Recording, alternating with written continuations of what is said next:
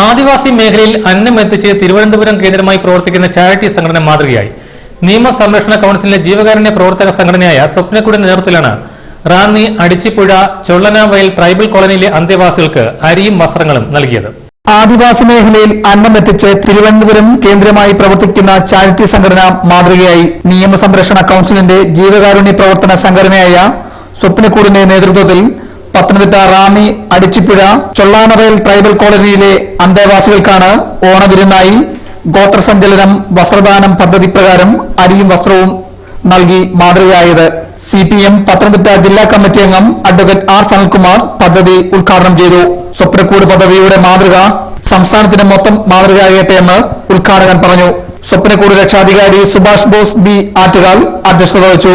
Ranni Narayanamoozhi panchayat president Thankamani Thankan വസ്ത്രവിതരണം നടത്തി. സ്വപ്നക്കൂട് secretary advocate PB Haris ഈ അഞ്ചാം ഘട്ടം എത്തിച്ചേർന്നത്. ഇത് തുടങ്ങിയത് തിരുവനന്തപുരത്ത് നിന്നും മുൻ ആരോഗ്യവകുപ്പ് മന്ത്രി ബഹുമാനപ്പെട്ട ശിവകുമാർ അവർകളാണ് ഇത് ഉദ്ഘാടനം ചെയ്തത്. കഴിഞ്ഞ ജനുവരി 2017 ഓരോ മാസങ്ങളിലായി ഞങ്ങൾ നടത്തി വന്ന ഈ പ്രോഗ്രാമിൽ വസ്ത്രവും അരിയുമാണ് ഗോത്ര മേഖലയിൽ വിതരണം ചെയ്യുന്നത്.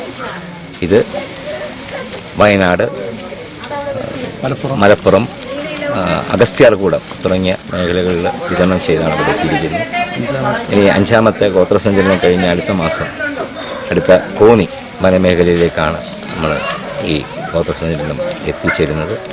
ഇത് സാധാരണ president Ramani Nair, general convener K Zainabdeen, program coordinator MP Suresh Kumar മാമാർ, അസിസ് പാവുക്കര എന്നിവർ പ്രസംഗിച്ചു.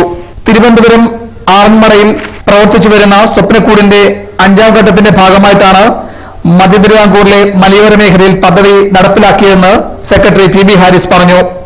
2017 ജനുവരി 4 മുൻ മന്ത്രി VS ശിവകുമാർ ഉദ്ഘാടനം ചെയ്ത സംരംഭം സംസ്ഥാനത്തിന്റെ വിവിധ ആദിവാസി കേന്ദ്രങ്ങളിൽ സഹായം എത്തിച്ചു കഴിഞ്ഞു.